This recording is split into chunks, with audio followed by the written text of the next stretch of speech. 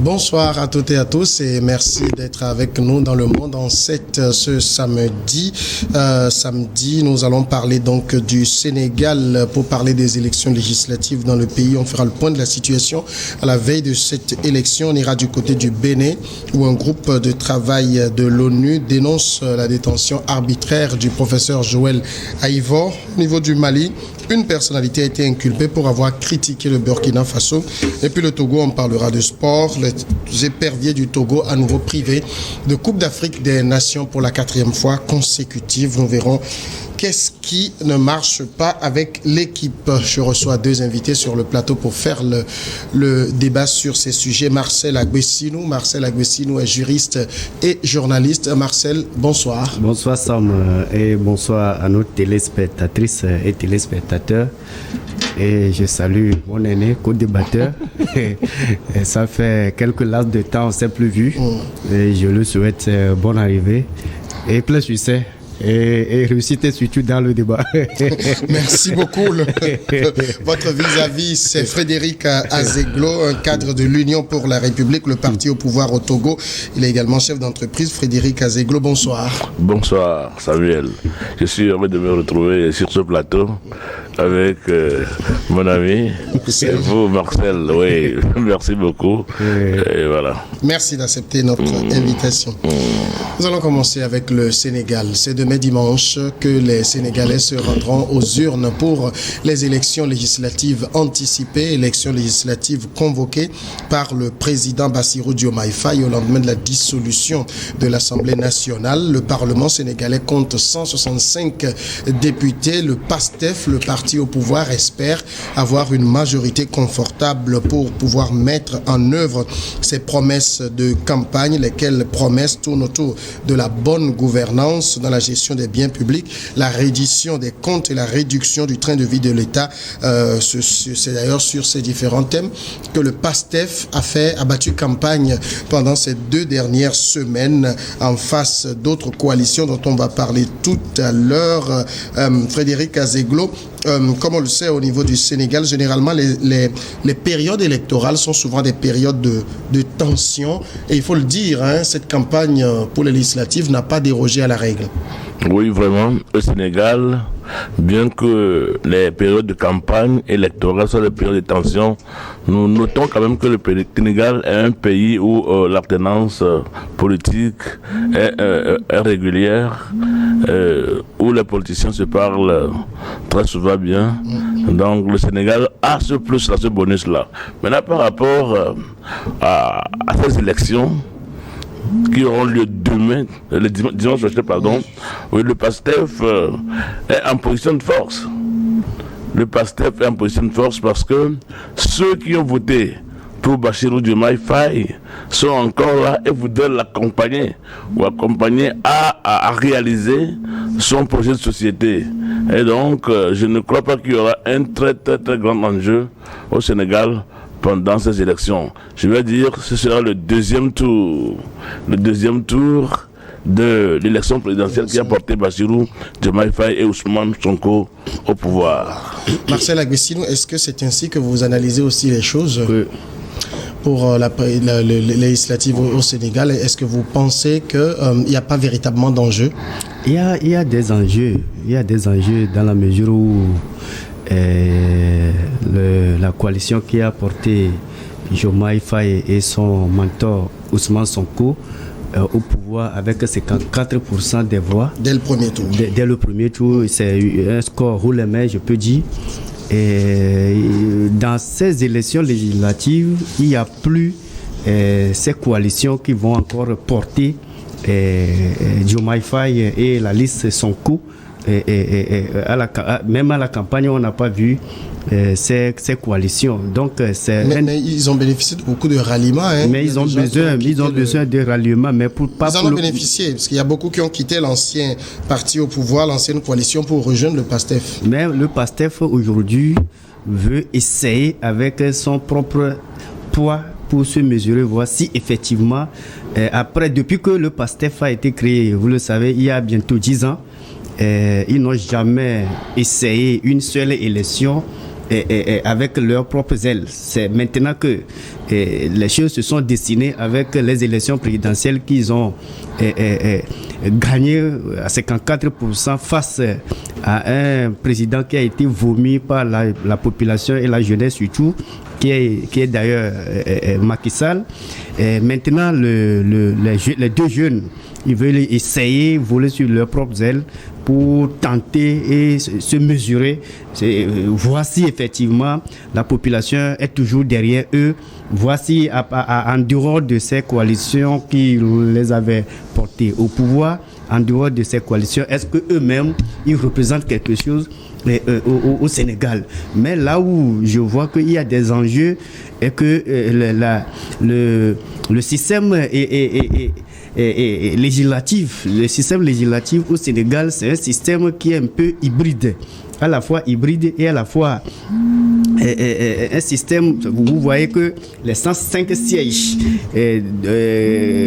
qui peut toutefois donner la majorité à un parti politique, c'est un système hybride, à la fois hybride. Vous verrez que les 105 sièges des députés élus pour 5 ans sont pourvus selon un système hybride qui mélange un scrutin de liste pour 105 sièges avec un scrutin à la proportionnelle pour les 60 restants.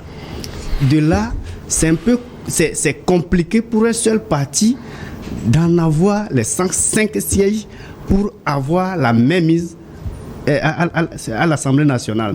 Maintenant, c'est à la sortie des élections législatives du 17, il peut avoir d'autres alliances. Le parti de Sonko et le parti de Diomaye Faye et de Sonko peut toutefois se rallier ou bien faire des discussions de couloir avec des partis qui n'ont même pas, ou bien des partis qui ont eu 2 ou 3 sièges pour se faire coaliser et maintenant dégager une majorité solide. Alors, en tout cas, il faut dire, dans l'arène, on a donc, comme je le disais, le PASTEF, c'est le parti de Ousmane Sonko et Diomaye Faye, les patriotes africains du Sénégal pour le travail, l'éthique et la fraternité. Et puis, on a d'autres coalitions. On a la coalition Takoualou. Takoualou veut dire s'associer pour aider en Wolof. C'est la coalition portée par le parti de Macky Sall, l'APR, et le PDS de Karim Wade, le fils de l'ancien président. On a également une autre coalition, Jamak Djarin. Les Sénégalais ont la particularité de prendre des noms en Wolof. C'est la coalition portée par Amadou Ba, l'ancien candidat donc du parti au pouvoir, qui s'est dissocié de ce parti. Et puis on a la coalition Samsa Kadou, qui signifie je respecte mes paroles, coalition portée par Barthélémy Diaz. Ça fait quand même des poids lourds aussi qui sont dans l'arène face à Ousmane Sonko. Et comme l'expliquait Marcel Agbessine, ça ne donne pas vraiment l'impression d'être facile pour le PASTEF. Naturellement. Mais vous savez, les électeurs n'aiment pas se voir déçus. Les électeurs n'aiment pas être déçus. Je vais expliquer. Quand vous portez quelqu'un au pouvoir, vous portez un système au pouvoir, l'électeur sait qu'il doit faire un autre vote pour donner l'outil de travail à cette coalition ou à ce parti qu'on vient de porter au pouvoir par des élections présidentielles. Et il est clair pour tout le monde que si vous élisez un président qui est au pouvoir, mais qui ne peut pas parler parce qu'il n'a pas peut pas travailler parce qu'il n'a pas la majorité à l'Assemblée nationale, là, ce président ne pourra pas travailler. Donc, les populations savent qu'il faudra donner l'outil de travail, qui est la majorité au PASTEF. Ce ne sera pas facile. Ce ne sera pas facile, comme de l'eau à boire. Ça va être difficile, mais tous ceux qui se sont coalisés et ils ont porté Bassirou Diomaye Faye au pouvoir sont encore là. Marcel Agbessine vient de le dire, même s'il faut que au lendemain des législatives, on passe par des ralliements pour avoir une majorité, puisqu'il est vrai que le PASTEF, en tant que PASTEF, ne peut pas engranger de voix pour avoir de la majorité. Si Bassirou Diomaye Faye est arrivé au pouvoir, c'était injuste, je ne dirais pas un phénomène, c'est une situation qu'il avait porté au pouvoir. Ce n'était pas lui, sa petite personne de Bassirou Diomaye Faye, non. Et moi, je crains souvent quelque chose. Je me demande souvent, c'est pas si c'est le lieu de le dire, jusqu'où ira ce tandem Diomaye Faye et Ousmane Sonko. Parce que Ousmane Sonko, quand le voyait, il se met dans la peau de président du Sénégal. Diomaye Faye toujours est en second plan. C'est ce que ça dessine. Alors, moi j'ai dit, est-ce que ces gens-là ne vont pas s'asseoir pour redéfinir un autre système et donner à la place de celui qu'il faut à celui-là? Mais bon, ça c'est une parenthèse que je ferme. Revenons à ce programme d'élection législative en vue pour le dimanche prochain. Même si le PASTEF, en tant que PASTEF, ne pourra pas engager beaucoup de voix, mais ceux qui ont élu le PASTEF, porté le PASTEF au pouvoir, seront encore là pour voter et donner la majorité au PASTEF. C'est le plan, c'est ce qui se dessine, c'est ce que moi je vois pour le moment. D'accord. Alors ici, comme je le disais, on a donc des coalitions très importantes qui s'affrontent, mais quand on regarde un peu dans le fond les débats au cours de cette campagne électorale, on a eu l'impression que tout tournait autour d'Ousmane Sonko. Tout le monde attaquait Ousmane Sonko. Ça veut dire que tout le monde comprend quand même que le bonhomme, il a, j'ai envie de dire, c'est un morceau dur. Non, vous savez, Ousmane Sonko, en le voyant de loin et de près, c'est pas un rassembleur. C'est pas un homme politique issu de la politique politicienne.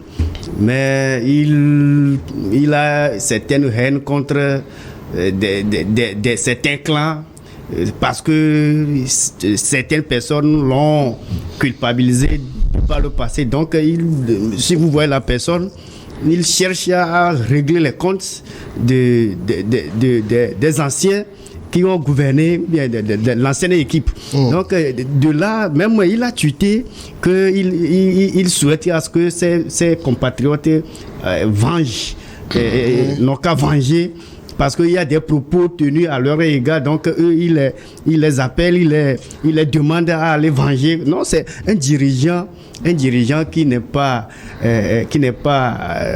cultive pas l'esprit de l'apaisement, qui ne cultive pas l'esprit de la tolérance et qui ne cultive pas l'esprit de l'humilité. Donc, c'est un peu compliqué. Il veut mettre le pays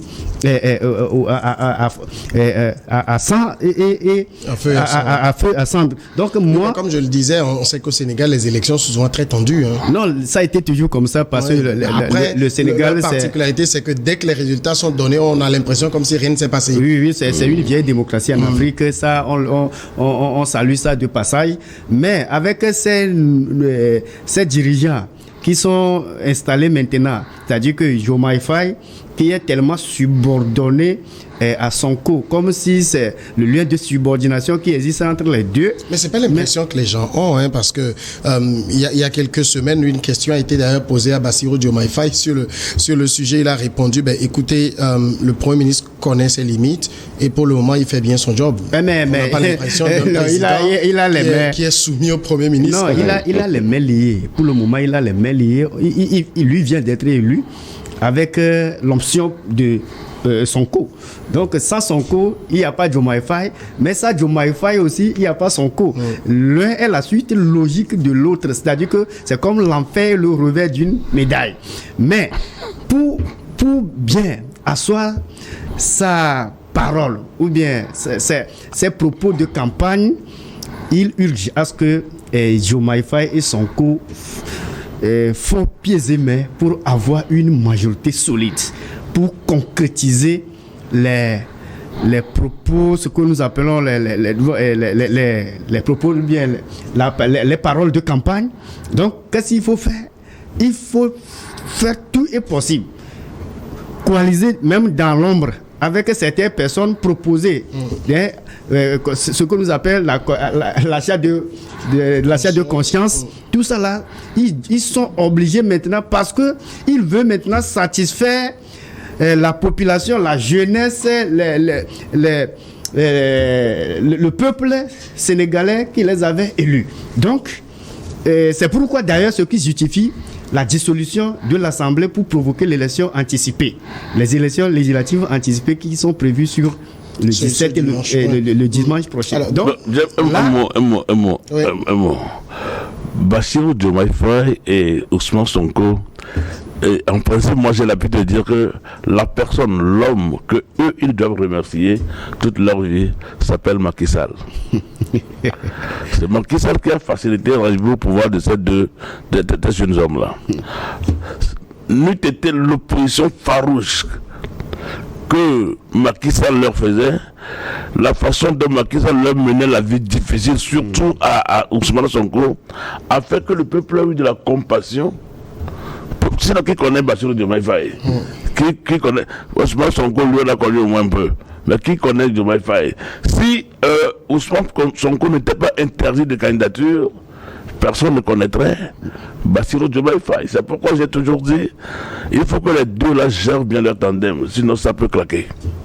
Maintenant, quand nous prenons le fils d'Abdoulaye Wade, Karim Wade, c'est un grand acteur de la vie politique au Sénégal. Même on a tenté de faire venir le fils de Wade pour être candidat à ces dernières élections présidentielles.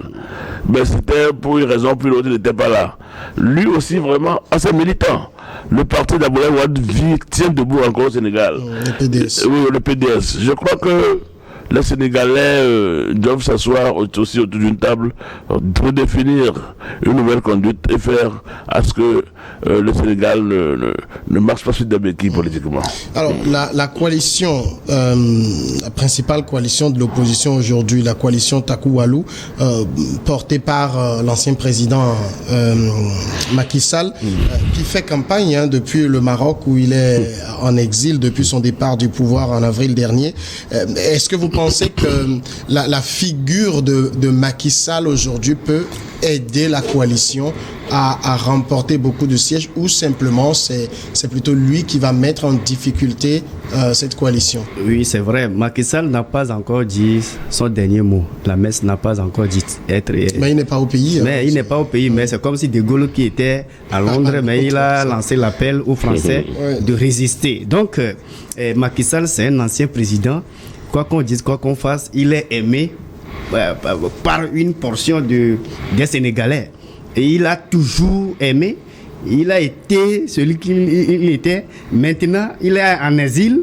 Peut-être l'exil aussi, c'est une autre facette pour dire aux Sénégalais que bon, je suis en difficulté, votez pour moi, je vais retourner au pays pour au moins avoir quelques immunités pour être en sécurité. Donc là aussi, c'est un message de campagne. Exil en Afrique, on le sait. Donc c'est quelqu'un qui a gouverné pendant longtemps, au moins 10 ans, et maintenant en difficulté face aux deux jeunes qui sont au pays, et lui se retrouve au Maroc. Là, il y a une portion même des femmes et des hommes qui auront pitié de lui, que tiens, il faut voter pour lui, voir s'il peut avoir la majorité ou pas, ou bien il peut se coaliser avec soit le fils de Abdoulaye Wade et d'autres coalitions. Là, les taux se resserrent entre Macky Sall et les autres. Donc ce que Macky Sall doit faire, c'est d'user son pouvoir d'un ancien président de la République, parce qu'il a au moins certaines sous, il dispose au moins certaines choses, les miettes au moins pour convaincre ceux qui peuvent toutefois se glisser vers les deux jeunes, la Macky Sall et Diomaye Faye. Mais là, tout à l'heure, je l'ai dit, si haut, que le système législatif sénégalais est un peu compliqué et hybride. Vous verrez avec moi, avec les 5 sièges des députés élus pour 5 ans. Les 105 sièges des députés élus pour 5 ans, il y a ça là, c'est hybride. Il y a l'autre, les 60 restants. Les 60 restants, c'est à la proportionnelle. C'est un peu difficile avec la diaspora aussi qui va voter. La diaspora, là, il y a 41 sièges, 105 sièges et 60. C'est un peu compliqué pour un seul parti.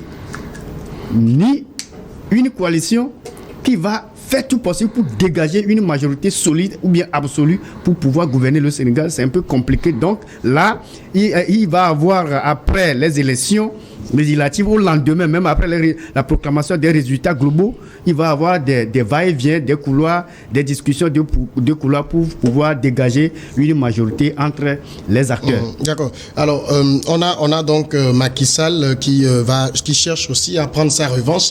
Il faut le dire. Disons que le thème de campagne de Taku Walou, c'est celui de défendre le bilan du président Macky Sall et de critiquer la lenteur avec laquelle le PASTEF met en place les réformes promises.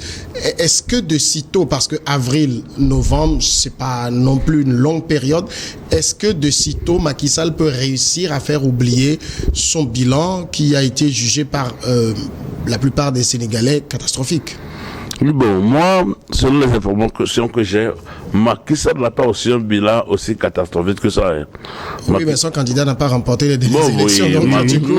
il a été usé. Le truc a été usé un peu. C'est Beno Bokk-Yakaar a dirigé le pays pendant 10 ans. Les gens voulaient ce qu'il n'avait pas. Bon, donc, j'ai dit que Ousmane Sonko et Diomaye Faye devrait remercier Macky qui les a apportés au pouvoir sans le savoir lui aussi. Maintenant, Macky Sall, aujourd'hui, peut engranger des voix. S'il y a un candidat qu'on doit craindre, là au Sénégal, que le pouvoir de Diomaye Faye doit craindre dans cette élection, c'est Taku Walou. Parce que Macky Sall a eu 10 ans à diriger. L'expérience qu'il a du pouvoir, ces garçons ne l'ont pas encore. D'ailleurs, c'est ce que lui-même il dit. Il parle, en parlant du PASTEF, il parle de populisme, de manipulation, de paroles stériles. Voilà. Oui. Macky Sall était, n'oubliez pas, était le premier ministre de Abdoulaye Wade. Oui, il a été président. Il a été président de la République. Donc c'est un ancien routier de la politique au Sénégal. Alors, Diomaye Faye et Sonko viennent d'arriver au pouvoir. Et je parie, je suis sûr qu'ils devraient se poser sur certains anciens des régimes passés pour arriver à comprendre certaines choses même. Puisque le pouvoir, c'est le pouvoir. Bon, donc, il y a une certaine naïveté, un certain manque d'expérience qui est en train de caractériser leur gouvernance. Alors, Macky Sall, en ancien politicien, en vieux routier, peut exploiter ces manquements de ces garçons-là et arriver à s'imposer comme le meilleur qui pourra ramener de l'équilibre dans la vie politique du Sénégal. Et donc, Macky Sall doit constituer le candidat qui puisse, ou le débat qui doit faire peur au pouvoir sénégalais actuel dans ces élections. Mais si je peux compléter, ce que je vois plus loin est que après ces élections, si les deux ne savent pas faire, c'est ça qui va siffler la fin de leur mariage. Parce que je ne suis pas sûr, après les élections au lendemain, si il faut faire des discussions de couloir avec les autres partis politiques qui ont participé aux dernières élections législatives là. Est-ce que Sonko va accepter de perdre son poste de Premier ministre? Parce que si tu vas à une négociation et quelqu'un a sa voix pour te donner, ou bien tu es en train de négocier la voix et la personne veut que, avant que je te donne ma voix, je veux le poste de Premier ministre. Ça aussi, ce sont des agendas de discussion qui vont se poser après ces élections. Au cas où ils n'ont pas de majorité. Oui. Bien sûr. Parce que je suis sûr qu'ils n'auront pas relevé la majorité. Absolue. L'enjeu, donc, c'est la majorité. Et donc, comme beaucoup de débatteurs étaient en train de dire que les élections sénégalaises sont hybrides et que voilà, ça va être difficile. Ben non, c'est bien, mais là, je la vois. Mais, souvenez-vous, l'Assemblée nationale qui a été dissoute, dans cette assemblée, le parti de Macky Sall était majoritaire. Mais d'une seule voix. D'une seule voix. Il y avait 83 ou 85. C'est ça, deux sièges. C'est ça, deux. Mais c'est une majorité entre Wade et Macky Sall. Voilà. Donc ils se sont coalisés, Oui. raison pour laquelle ils ont eu la majorité. Justement. Mais ce n'est pas lui seul qui a cette majorité. Voilà. Donc les voix étaient éparpillées, mais on a pioché, on a débouché. Il y a Wade, il y a Karim Wade qui est aujourd'hui visiblement du côté de Macky Sall. de Macky Sall. Alors, il y a l'autre personnalité dont on doit aussi parler, hein, c'est le maire de Dakar, Barthélémy Diaz, qui plutôt que des partis historiques, cette coalition réunie, sa coalition c'est Samsa Kadou, ça veut dire je respecte mes paroles, donc ça réunit des partis, des figures de la société civile, des quadras et des quinquas qui incarnent une certaine réussite économique et sociale. Le thème de leur campagne, hein, c'est presque les thèmes se ressemblent. On parle de bonne gouvernance et autres. Alors, un des reproches qu'ont fait Frédéric Azeglo à l'opposition, c'est de ne pas avoir réussi aussi à s'unir pour présenter une seule coalition face au PASTEF. Puisque oui, tout le monde, même moi, je leur fais ces reproches-là, mais je me suis dit, quand on annonce une élection dans un pays, chaque candidat, chaque coalition trouve qu'elle est en bonne position pour battre. Et donc, aller tout de suite se faire dissoudre dans quelque chose, aller s'ajouter à quelqu'un. Parce qu'en politique, quand vous allez vous ajouter à quelqu'un, c'est que vous disparaissez. Quand vous allez vous ajouter, rentrer dans un truc, c'est que vous disparaissez. Votre parti disparaît au nom de la coalition là. Donc tout de suite, les positions ne sont pas très chaudes tout de suite à appartenir à une coalition. Tout le monde croit que bon, là, ceux qui sont au pouvoir, ils sont légers, voilà, ils ont des manquements graves, nous pourrons les combattre, je peux faire ceci. Et donc ceux-là, ils sont prêts pour aller. Ce n'est que lorsque on annoncera, je ne sais pas comment le système de vote du Sénégal est, c'est lorsque ça sortira pour un deuxième tour qu'on trouvera la nécessité de faire les coalitions. Mais dans un premier tour, tout le monde dit je peux battre, je peux faire quelque chose. Parce qu'on va aux élections pour avoir une place et exprimer ses opinions. Alors si vous fusionnez dans un système, là vous n'avez pas la parole vous-même. Vous parlerez au nom de ce système-là. C'est ça souvent les politiciens ne veulent pas. Les oppositions en Afrique, même partout dans le monde, il est toujours difficile de trouver des oppositions qui demandent qu'ils mettent un seul candidat devant et disent allez-y. Ils ne le font pas souvent. Ils le font lorsque on va à un deuxième tour et que une coalition ou une personne, un candidat se dégage devant et que les autres comprennent que bon, au fait, je ne suis pas arrivé à son niveau, qu'on trouve maintenant qu'il est nécessaire de se coaliser avec ce candidat et aller. Ce qu'on peut saluer aussi pour le Sénégal, Marcel Aguessinou, c'est que c'est un pays qui est habitué aux élections transparentes. Mais bon, vous savez, le Sénégal, c'est, comme je l'ai dit, c'est une vieille démocratie et il y a des institutions qui sont fortes face aux des hommes qui sont moins forts. Donc, dans ces circonstances, il y a la transparence qui est de mise et il y a les mascarades qui sont limitées, la bouffonnerie qui sont limitées, l'achat de conscience qui sont un peu limités là-bas. Mais là où ça va, là où le bas peut blesser, que vous oubliez que en Afrique, les Africains demeurent toujours des Africains, les dirigeants africains demeurent toujours des Africains. Vous verrez avec Qu'est-ce moi. que ça veut dire? Parce que il y a beaucoup de choses qui peuvent se passer après ces élections ou bien avant ces élections. Parce que les jeunes là, s'ils voient à l'horizon que leur majorité est en jeu et qu'ils n'auront pas la majorité solide pour gouverner selon l'esprit de la campagne ce qu'ils ont proposé à la population, ce qu'ils ont vanté comme l'esprit populiste là. Si ça ne marchera pas ça ne marchera pas lors de ces législatives, mais il peut toutefois faire le donner d'ordre peut-être à l'organe chargé de la proclamation, l'organe chargé de l'organisation des élections, de revoir. Parce que les Africains moi je crains C'est pas la première fois que le Sénégal organise des élections transparentes. Et au Sénégal, les élections ont toujours été très serrées, mais... C'est les élections présidentielles, mais c'est les élections législatives. Parce qu'en 2022, vous savez, c'était pas Macky Sall et l'opposition, c'était quoi? Ça se jouait sur la 80aine, de part et d'autre. On a un ministère de l'Intérieur qui fait un travail de transparence. Non, je suis d'accord avec vous, votre logique, je suis d'accord, je ne le remets pas en cause, je suis d'accord avec vous, d'autant plus que si vous jetez quelques analyses, ou bien si vous faites des analyses très approfondies autour de ce qui se passe là-bas, il y a l'équipe sortante de Macky Sall est toujours là. L'équipe sortante présidentielle, c'est elle qui n'est plus là-bas. Mais les institutions que Macky Sall a mises en branle sont toujours disponibles pour au moins étouffer ou bien au moins pour limiter les dégâts des deux jeunes. Donc pour la transparence, Frédéric Azeglo, comme je l'ai dit, le Sénégal a une tradition de transparence électorale. Oui. Ça ne se remet pas en cause aujourd'hui. Non, moi je ne remets pas ça en cause. Je ne remets pas ça en cause.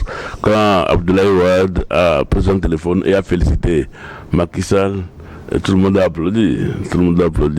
Quand Macky Sall après venait jeter le fils de Wade en prison, nous avons dit que ce n'était pas bon. Bon, etc. Mais je ne crois pas. J'avais dit au départ qu'il n'y aura pas match. Mais finalement, je suis en train de voir qu'il y aura match. Il y aura gravement match. Il y aura gravement match. Diomaye Faye et Sonko risquent même de se retrouver sans majorité. Ils se sont pressés pour dissoudre l'Assemblée nationale. Et ça ne peut plus à beaucoup de personnes. Ça ne peut plus à beaucoup de personnes.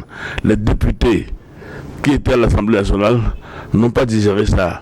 Alors, ils seront retournés dans leur retranchement, dans leur village, dans leur base politique pour actionner une campagne de manière à les faire revenir au pouvoir, au Parlement.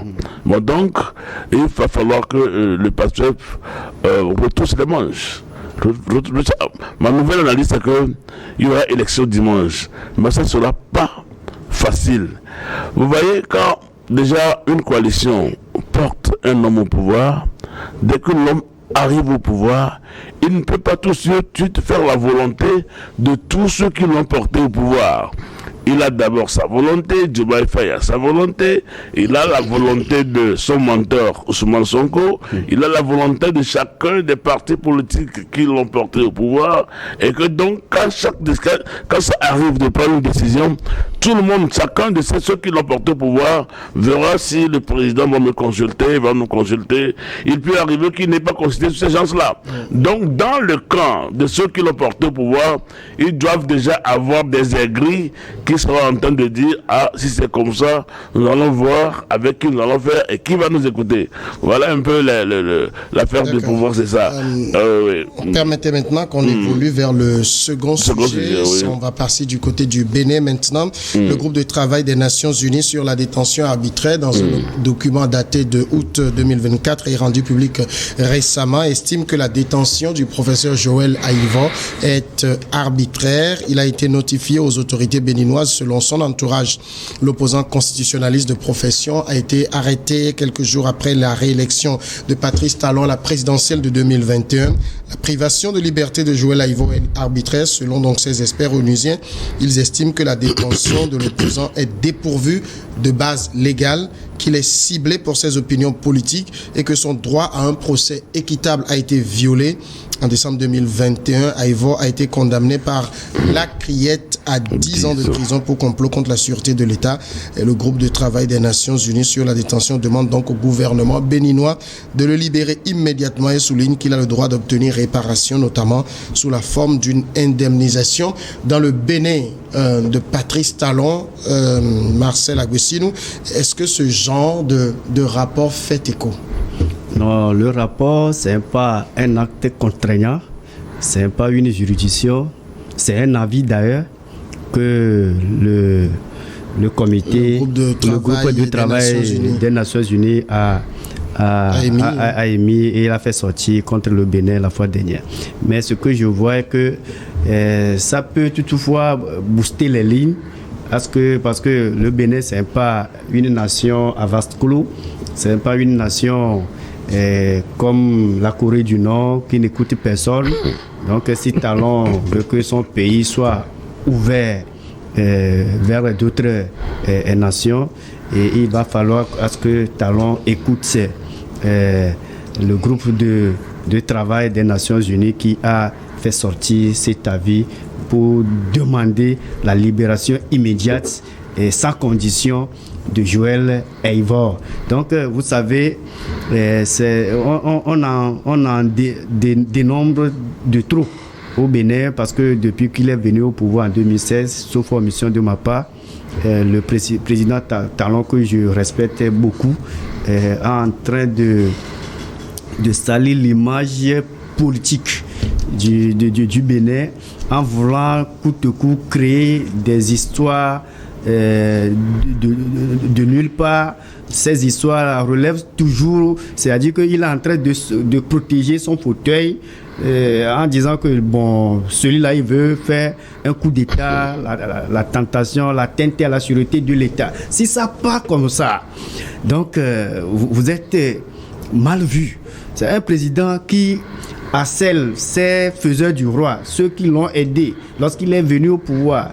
Et maintenant, il ne voulait pas leur donner les coups de franche et il les taquine de gauche à droite avec des accusations lourdes et des peines lourdes, c'est-à-dire que de 10 à 20 ans, c'est un peu compliqué. Il y a quelque chose que nous disons juridiquement que on ne peut pas arrêter une personne avant de chercher les chefs d'accusation.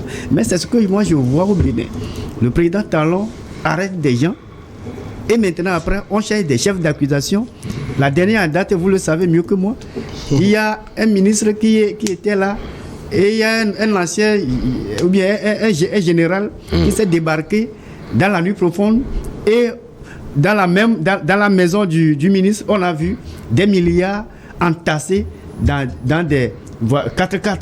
Alors que le ministre disait que bon, les 4x4, la voiture là, c'est pas lui, c'est cette voiture où on a entassé des milliards. Donc toutes ces accusations donnent de mauvaises images, donnent de mauvaises presse à la gouvernance de Talon. Même s'il aujourd'hui il fait pieds et mains, il est en train de, au moins physiquement, on voit des immeubles qui sortent par terre, des terrains, des marchés, des routes, des goudrons, tous. Il y a des joyaux qui sont visibles au Bénin, mais psychologiquement, il est en train de saigner les Béninois. Psychologiquement, il ne laisse pas les politiciens s'exprimer.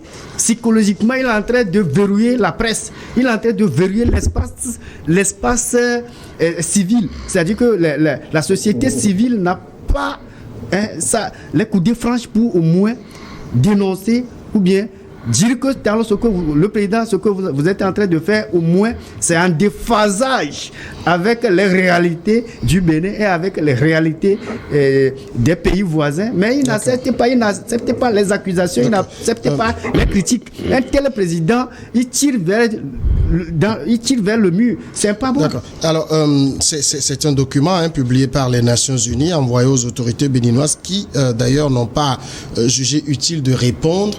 Ça veut dire que ça ne fera aucun effet? Oui, malheureusement, ça ne fera aucun effet.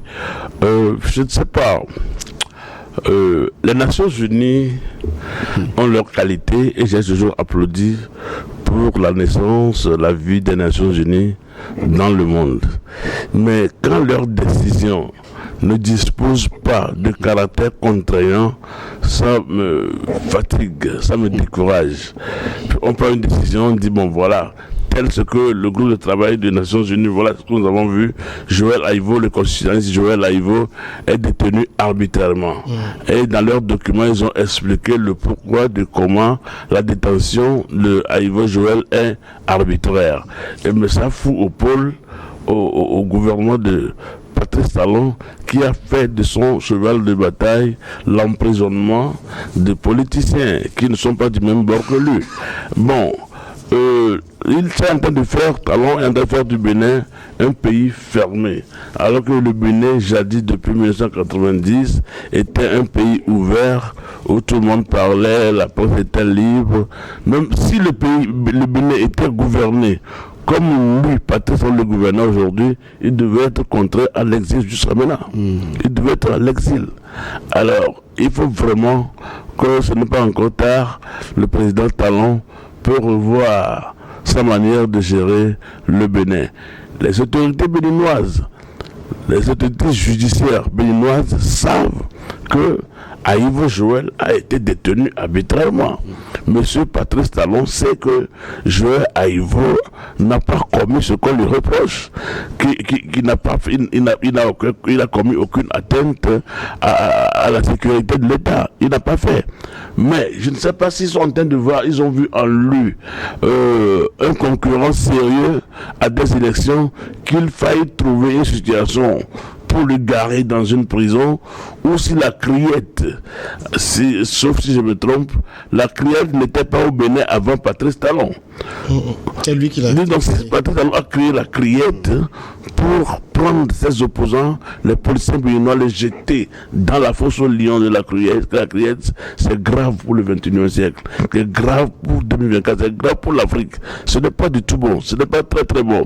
Le pays est verrouillé, le Bénin est verrouillé. On ne parle même pas, c'est même pas dans le domaine de la politique seulement, dans le domaine de l'économie, c'est verrouillé. Puisque nous travaillons de manière frontalière avec les Béninois. Le Bénin, économiquement, n'est plus ce qu'il était. C'est verrouillé. Alors, si, moi je m'en fous si on parle d'immeubles qui sortent de terre, de goudrons qui sont faits, le quotidien du citoyen, c'est ça qui doit préoccuper plus le politicien.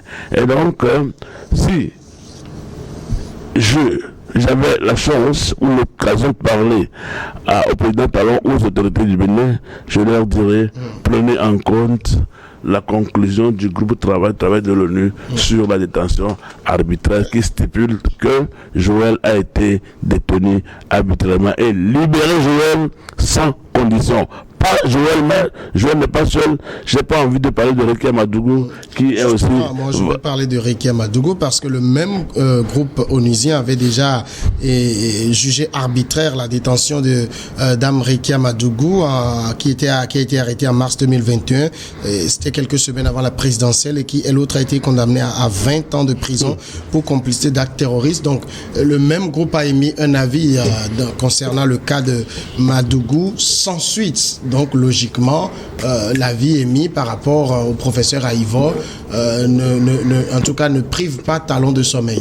Non, c'est ça que je venais de dire, que, bon, ces avis, ce sont comme des communiqués des systèmes des Nations Unies. Donc, oui, mais en même temps, est-ce que ça ne veut pas dire, par rapport à Patrice Talon, comme s'il essaye de vivre en vase clos? Non, c'est seulement que ces communiqués laissent dire que, bon, Talon, on te suit, tout ce que tu fais là, on te suit.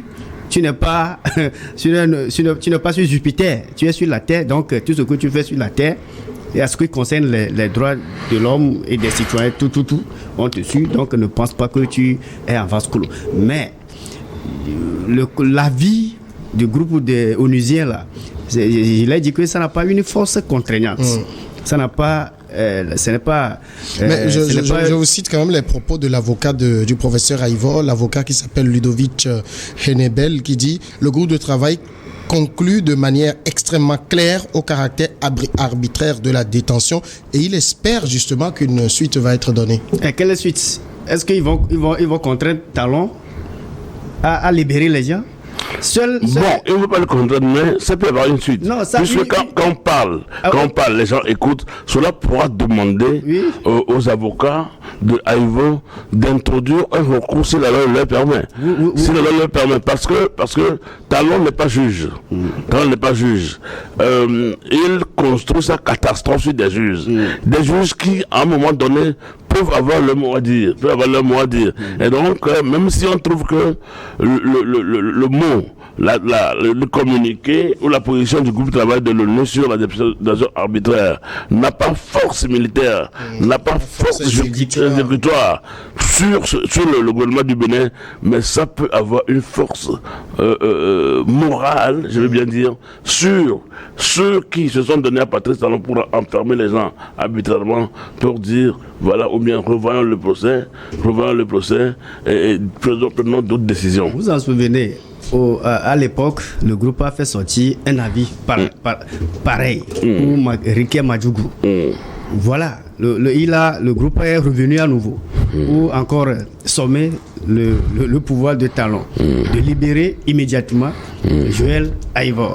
Mais ce que je crains, est-ce que le Bénin dispose à nos jours des institutions fortes pour pouvoir au moins dire à certaines vérités au président absolu Talon? C'est-à-dire des juges qui sont indépendants. Est-ce que des juges sont indépendants là-bas? Est-ce que des juges n'ont pas les mains liées? Parce que si vous voyez le système qui a été mis en branle par Talon, tout le monde est dedans. Chacun protège son fauteuil. Et celui qu'on est en train de recaler, ou bien celui qu'on est en train de inculper maintenant, c'est un constitutionnaliste, celui qui connaît la Constitution, celui qui connaît les failles, les limites, les pouvoirs de la Constitution, et il a été candidat recalé lors des dernières élections présidentielles au Bénin. Il a été recalé, Joël Aïvor. Voilà que c'est lui qu'on a mis, parce que Talon est en train de voir ses potentiels adversaires.